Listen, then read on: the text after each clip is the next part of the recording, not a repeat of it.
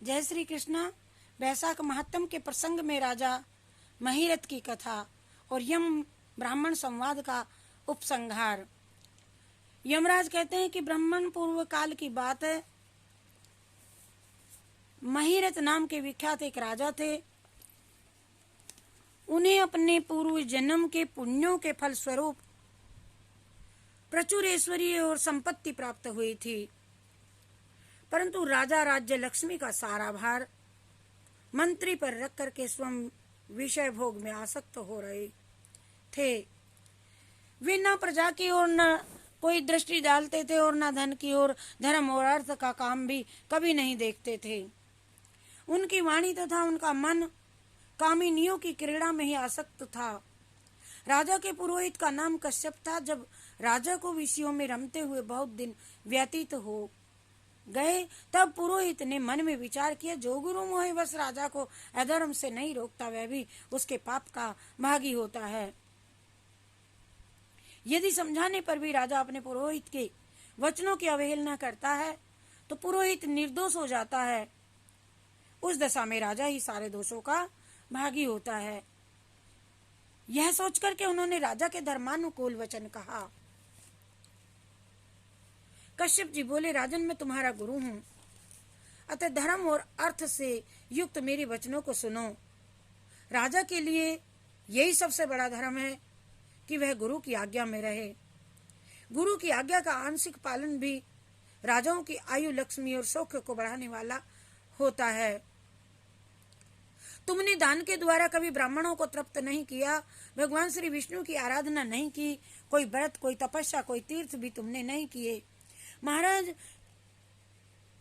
कितने खेद की बात है कि तुमने काम के अधीन होकर के कभी भगवान के नाम का स्मरण तक नहीं किया। अबलाओं की संगति में पड़ करके विद्वानों की संगति नहीं की तुमने। जिसका मन स्त्रियों ने हर लिया, उसे अपनी विद्या, तपस्या, त्याग, नीति, विवेकशील चित्त से क्या लाभ हुआ। एकमात्र धर्म ही सबसे महान और श्रेष्ठ है, जो मृत्यु के बाद भी साथ में जाता है। शरीर के उपभोग में आने वाली अन्य जितनी वस्तुएं हैं, वे सब यहीं नष्ट हो जाती हैं। धर्म की सहायता से ही मनुष्य दुर्गति से पार हो जाता है। हे राजेंद्र, क्या तुम नहीं जानते, मनुष्यों के जीवन का विलास जल की उत्ताल तरंगों के समान चंचल एवं अनित्य है। जिनके लिए विनय ही पगड़ी और मुकुट है, सत्य और धर्म ही कुंडल हैं, त्याग ही कंकण है, उन्हें जड़ आभूषणों की क्या आवश्यकता है। मनुष्य के निर्जीव शरीर को ढेले और काट के समान पृथ्वी पर फेंके, उसके बंधु बांधव मुंह फेर करके चल देते हैं। देखे, केवल धर्म ही उनके पीछे पीछे जाता है। सब कुछ जा रहा है, आयु प्रतिदिन क्षीण हो रही है तथा ये जीवन भी लुप्त होता जा रहा है। ऐसी अवस्था में ही तुम उठकर भागते क्यों नहीं हो, अर्थात भगवत भक्ति क्यों नहीं करते।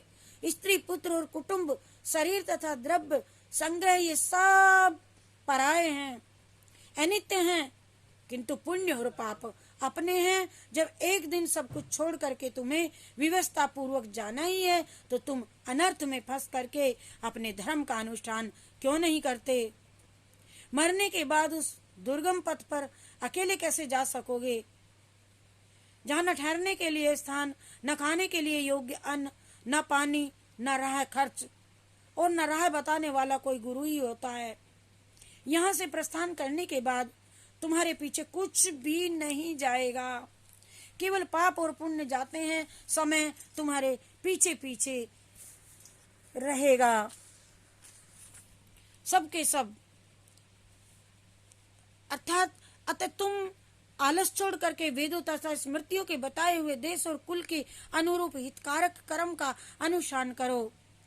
धर्म मूलक सदाचार का सेवन करिए। अर्थ और काम भी यदि धर्म से रहित हो तो उनका परित्याग कर देना चाहिए। दिन रात इंद्रिय विजयी रूपी योग का अनुष्ठान करना तुमको चाहिए राजा, क्योंकि जितेंद्रिय राजा ही प्रजा को अपने वश में रख सकता है। लक्ष्मी अत्यंत प्रगल्भ रमणी के कटाक्ष के समान चंचल होती है। विनय रूपी गुण धारण करने से ही वह राजाओं के पास में दीर्घ काल तक ठहरती है। जो अत्यंत कामी और घमंडी हैं, जिनका सारा कार्य बिना विचारे ही होता है, उन मूढ़ चेता राजाओं की संपत्ति उनकी आयु के साथ ही नष्ट हो जाती है। व्यसन और मृत्यु, इनमें व्यसन को ही कष्टदायक बताया गया है। व्यसन में पड़े हुए राजाओं की अधोगति होती है, और जो व्यसन से दूर रहता है वह स्वर्ग लोक में जाता है। व्यसन और दुख विशेषता काम से ही उत्पन्न होते हैं, अतः काम का परित्याग करो राजा। पापों में फंस करके जाने पर वैभव एवं भोग स्थिर नहीं रहते, वे शीघ्र ही नष्ट हो जाते हैं। चलते चलते, रुकते, जागते और सोते समय भी इनका चित्त विचार में संलग्न नहीं रहता। वे जीते जी ही मर चुके हुए होते हैं, मरे के तुल्य हैं। विद्वान पुरुष विषय चिंता छोड़ करके समता पूर्वक स्थिर एवं व्यावहारिक युक्ति से परमात्मा का साधन करते हैं। जीव का चित्त बालक की भांति चपल होता है, अतः उससे बलपूर्वक काम लेना चाहिए। राजन, धर्म के तत्वदर्शी वृद्ध पुरुषों की बुद्धि का सहारा ले पराबुद्धि के द्वारा अपने कुपथगामी चित्त को वश में करना चाहिए। लौकिक धर्म, मित्र, भाई, बंधु, हाथ पैरों का चलाना, देशांतर में जाना, शरीर में क्लेश उठाना और तीर्थ के लिए यत्न करना आदि कोई भी परम पद की प्राप्ति में सहायक नहीं है, नहीं कर सकते तुम्हारी सहायता वे। केवल परमात्मा में मन लगा करके उनका जप तप करने से ही उस पद की प्राप्ति होती है। इसीलिए हे राजन, विद्वान पुरुष को उचित है कि वह विषयों में प्रवृत्त हुए चित्त को रोकने के लिए यत्न करे, और यत्न से वह अवश्य ही वश में हो जाता है। यदि मनुष्य मोह में पड़ जाए, स्वयं विचार करने में असमर्थ हो जाए, तो उसे विद्वान सुदृशों के पास जाकर के प्रश्न करना चाहिए। वे पूछने पर यथोचित कर्तव्य का उपदेश देते हैं, और कल्याण की इच्छा रखने वाले को हर एक उपाय से काम और क्रोध का निग्रह करना चाहिए, क्योंकि वे दोनों कल्याण का विघात करने के लिए उद्धत रहते हैं। हे राजन, काम बड़ा बलवान है, वह शरीर के भीतर रहने वाला महान शत्रु है। श्रेय की अभिलाषा रखने वाले पुरुष को उसके अधीन नहीं होना चाहिए, अतः विधि पूर्वक पालन किया हुआ धर्म ही सर्वश्रेष्ठ है। इसीलिए तुम धैर्य धारण करके धर्म का ही आचरण करो। ये श्वास बड़ा चंचल है, जीवन उसी के अधीन है। ऐसी स्थिति में भी कौन मनुष्य धर्म के आचरण में विलंब करेगा, बताओ। हे राजन, जो वृद्धावस्था को प्राप्त हो चुका है, उसका चित्त भी इन निषिद्ध विषयों की ओर से नहीं हटता है। क्या ये कितने शौक की बात है पृथ्वीनाथ राजा। इस काम के मोह में पड़ करके तुम्हारी सारी उम्र व्यर्थ बीत गई, अब भी तुम अपने हित को साधन में लगाओ। हे राजन, आदि गई। तुम्हारे लिए सर्वोत्तम हित की बात कहता हूँ, क्योंकि मैं तुम्हारा पुरोहित और तुम्हारे भले बुरे कर्मों का भागी हूँ। मुनीश्वरों ने ब्रह्म हत्या, सुरापान, चोरी, गुरु पत्नी गमन आदि महापातक बताए हैं, और उनमें से मनुष्यों के द्वारा मन, वाणी और शरीर से भी किए हुए जो पाप हैं, उन्हें वैशाख मास नष्ट कर देता है। कि जैसे सूर्य अंधकार का नाश करता है, उसी प्रकार से ये वैशाख मास पाप रूपी महान अंधकार को सर्वथा नष्ट कर डालता है। इसीलिए तुम विधि पूर्वक वैशाख व्रत का पालन करो राजा। हे राजन, मनुष्य वैशाख मास की विधि के अनुष्ठान द्वारा होने वाले पुण्य के प्रभाव से जन्म भर के किए हुए घोर पापों का परित्याग करके परम धाम को प्राप्त होता है। इसीलिए महाराज, तुम भी इस वैशाख मास में प्रातः स्नान करके विधि पूर्वक भगवान मधुसूदन की पूजा करो।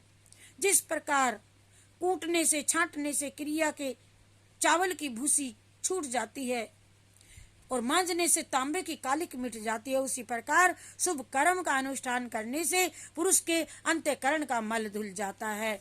हरि शरणम हरि शरणम हरि शरणम हरि शरणम हरि शरणम हरि शरणम हरि शरणम हरि शरणम हरि शरणम हरि शरणम हरि शरणम हरि शरणम हरि शरणम हरि शरणम हरि शरणम हरि शरणम। कृष्णार्पणमस्तु, शिवार्पणमस्तु। बैसाख मास में स्नान करने वालों को पुण्य मिलता है।